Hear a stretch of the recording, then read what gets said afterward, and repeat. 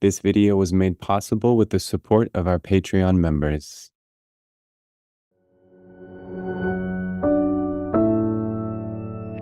Welcome to the 61st episode of the Psychology Is podcast. I am your host, Nick Fortino, and today I have with me Dr. Josef Witt-Doerring. I have become aware of your work online. You're active on the X platform. You have a YouTube channel, and so you have a strong online presence, and you're doing amazing work. So thank you very much for joining me this morning, Dr. Josef. Nick, it's a pleasure to be here. And, as I mentioned before, I've been watching your show for several years as well. And so it's, I love your content, and I'm excited to have a chat with you. Beautiful. Yeah. So as people may know, you are a board certified psychiatrist, and my understanding is that your practice has evolved in such a way that now you have this specialization of identifying and treating people with adverse reactions to prescription psychiatric drugs. And I think there's this growing awareness, obviously in certain communities especially, but I think even more generally, this growing awareness that there are adverse effects of prescribed psychiatric drugs, and that sometimes those are extreme and perhaps for some people even worse than the original condition that they were attempting to treat. So I want to get deep into that, kind of the evolution of your thinking, what led you to develop this specialization. But first, maybe just a bit about your background. So can you just describe for us, your process of deciding to become a psychiatrist, what your psychiatric training was like, and what the early days of your psychiatric practice was like? Sure. Yeah. So my process of becoming a psychiatrist was, I have always been interested in psychology and philosophy. I just liked reading it from a young age. It was something that my father instilled within me. He liked that, and I liked it as well. I ended up going to medical school, kind of lost, not really knowing which direction I wanted to go specialty-wise, maybe surgery, maybe internal medicine. But then psychiatry appeared as a way that I could combine my interest in psychology, philosophy, all of those things with medicine. And so, being very interested in that, from a personal place, but also just intellectually, I love the idea of learning, what do humans need to do well in relationships and within their lives, and to find fulfillment. And obviously there's a lot of personal interest with that as well. And when I got into my psychiatric training, I was shocked. And I was shocked mostly because I guess my expectation going into it was that, a lot of the mental health problems that people would be having are probably understandable, based in hardship of life. And sure, there could be genetic or biological illnesses out there as well. But, it'd be a fraction of what we would be treating. And mostly we would be helping people in a more holistic way, trying to really improve their lives. That was not what I saw in psychiatry when I entered. In fact, it was, we would only... We didn't even spend enough time with people to understand their lives, was the first thing that I noticed. You could have, a 45-minute intake with someone, and then you see them for like 15 minutes every, 2 months or something like that. It's simply not enough time to truly understand the problems that people were having. And we would be expected to treat them based on this very limited interaction with them, and treat them mostly with medications. There were hardly any services. There were, you could meet with a psychologist or a social worker. Typically it was like, once a month for, 45 minutes. And so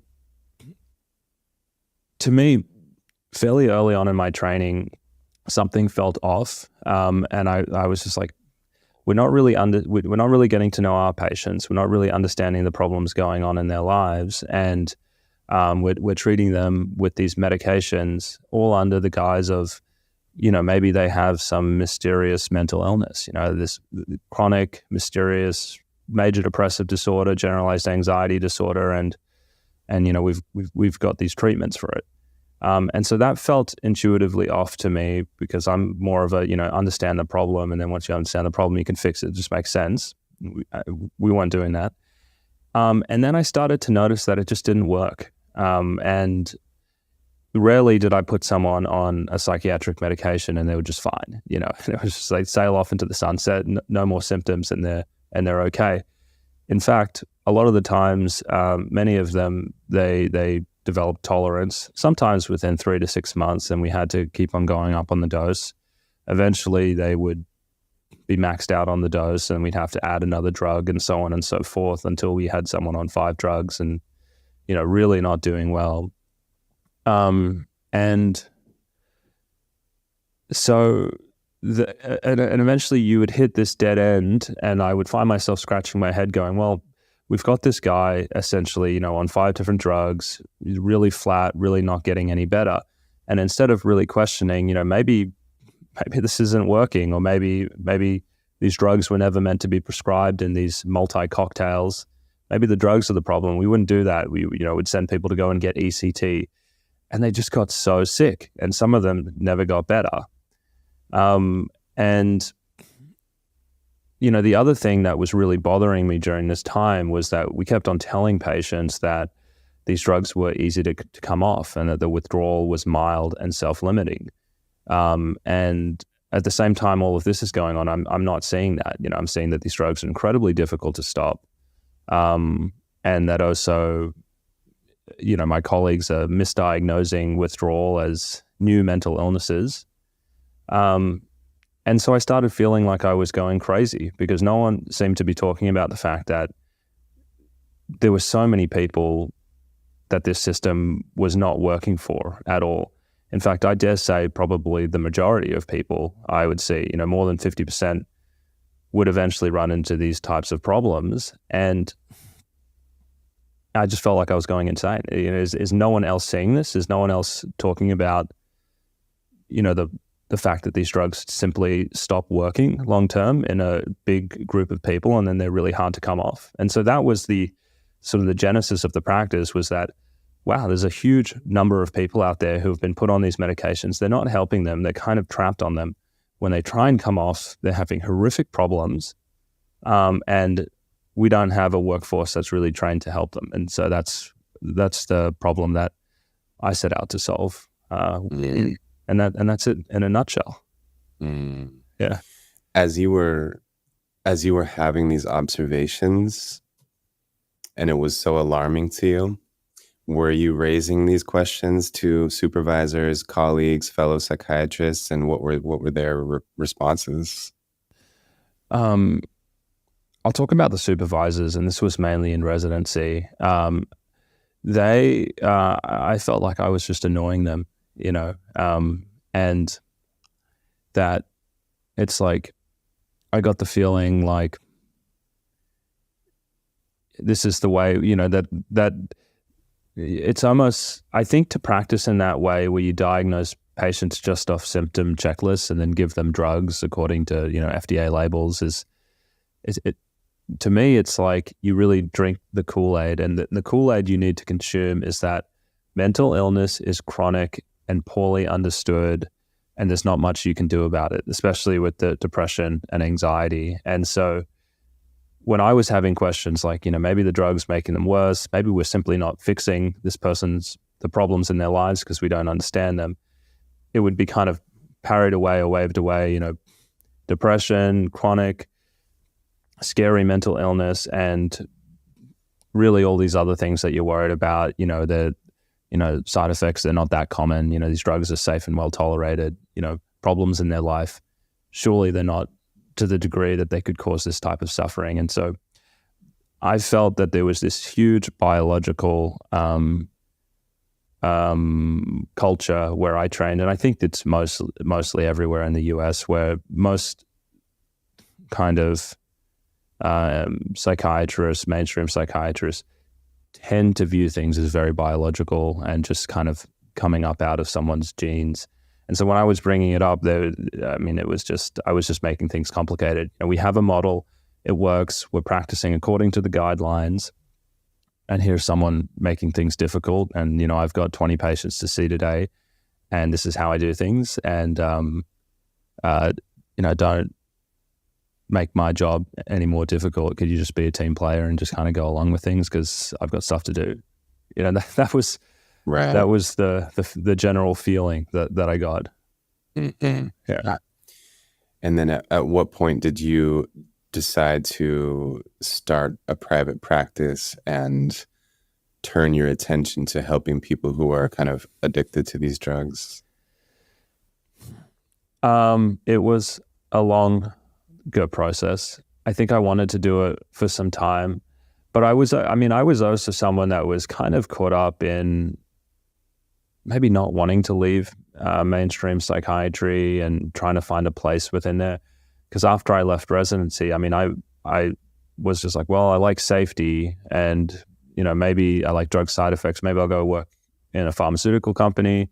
And so I did that, and then I went and worked at the FDA and did that for a while. And each time that I went to these places trying to get a new perspective on, how we were investigating the safety of the drugs and then informing doctors about them so they could make, good decisions for their patients, more of the same came up, which was that, I don't know, there's just on all levels, even in the FDA and the pharmaceutical company, obviously, I felt like there was a strong desire to not really say negative things about the drugs.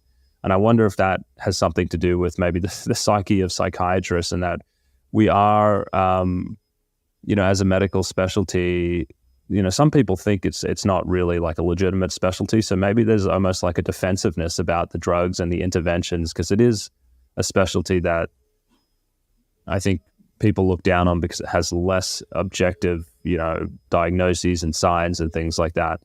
And so I often felt that people were kind of not really wanting to talk a lot about the problems with these meds and bury them. And that just ate away at me. And so after being in industry for about 2 years all up, and then the FDA for 1 year, I can't do this anymore. I need to go and find some way where I can practice in alignment with my beliefs. And that's when I quit everything and went full-time into the practice that had been going on for a couple of years at that time, and really said, this is my vehicle for life. This is what I'm going to build my career around. And gosh, that was in May of last year that I did that. Okay. So still pretty fresh.